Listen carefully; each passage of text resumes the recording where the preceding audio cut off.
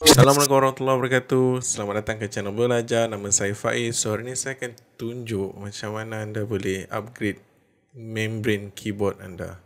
Jom.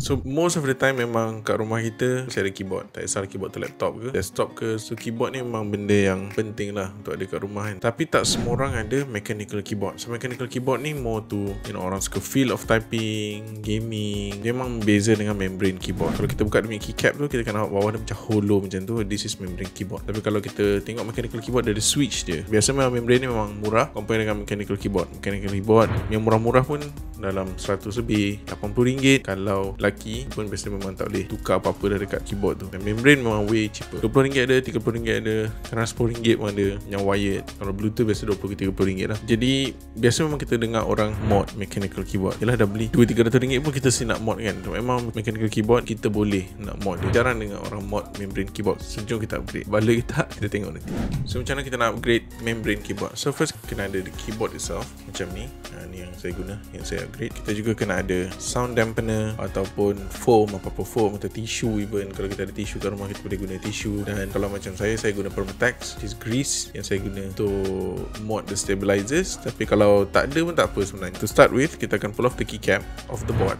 So kita pull semua keycap yang ada kat board tu, and each keycap ni kita akan fill with sound dampener. So sound dampener tadi tu saya ambil tu, saya slice sikit, dan saya potong saya kecil-kecil, and then saya sumbat di dalam keycap tu, which is of course akan takes a lot of time. So kalau rasa macam banyak kerja, don't even do this. You're wasting your time. But if kita kat rumah work from home, kadang kita rasa apa nak buat ini, instead of just tengok Netflix, why not kita just ambil membrane keyboard kita, sambil tengok Netflix tu kita sumbat lah sikit yang kita tak perasan tu dah habis kan. It takes hours lah. Kalau kita nak buat ni macam betul-betul everything fill out properly, it takes hours. Like I said, kalau kita tak ada sound dampener, kita boleh je guna tisu atau guna foam, apa-apa foam yang ada kat rumah. Even polyester tak berapa sesuai lah, tapi boleh je. Just idea dia, kita nak dampkan sound yang kita tekan, supaya tekan tu macam more smooth, more deep.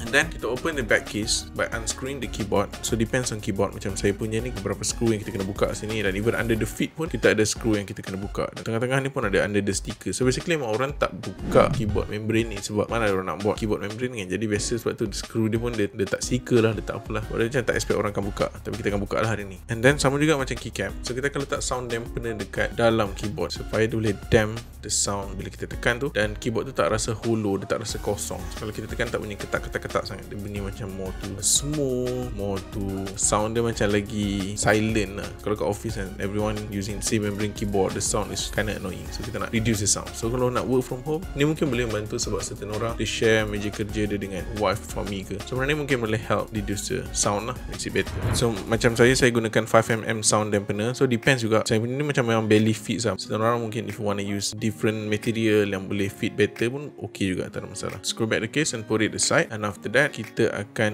loop the stabilizer. So saya loop menggunakan Permatex. Saya celup stabilizer tu dekat grease, and then saya brush it, make sure everything is properly applied, merata, and then saya put back the stabilizers to the keycap, to the board itself, and then letak balik semua keycap yang ada tu kat membrane keyboard tu, make sure everything dekat right spot supaya kita tak adalah confused. So bila kita cabut tu sebenarnya kalau boleh kita susun siap-siap. Dah susun senang nak letak balik lah, it's easier that way. Kalau kita buat mechanical keyboard mungkin lagi banyak step, even for hot swappable keyboard. Okay, so how the keyboard performs? So the keyboard performs slightly better lah. I just realised I forgot to film the stock sound, which is unfortunate, but I think even pas kita upgrade pun the sound is not much difference lah. Macam lebih senyap. Dekat dalam case tu dia lagi less rattle, lagi easy to use sebab bila kita letak dekat mousepad yang tebal, dan dia macam rasa better lah sikit. With all the sound dampener, dia akan rasa lagi weighty sikit. Kan keyboard berat ni macam dia ada rasa sedap sikit tekan kan. Macam tu lah, rasa better sikit. It's not moving a lot, and overall it's much better lah. How much I don't know. Does it contribute to performance? Maybe not. Yang penting saya rasa one thing yang saya perasan adalah bunyi dia memang kurang sikit, dan typing dia rasa lagi shallow. Ini sebab bila kita letak foam dalam membrane tu, bila kita tekan dia tak fully ke bawah. So untuk orang yang type laju, mungkin tu akan membantu dari segi keeping things faster. Macam kita tekan dalam kan, macam tu kan, we just need that much to actually reach the tab tu lah. I don't think you can do much this keyboard, but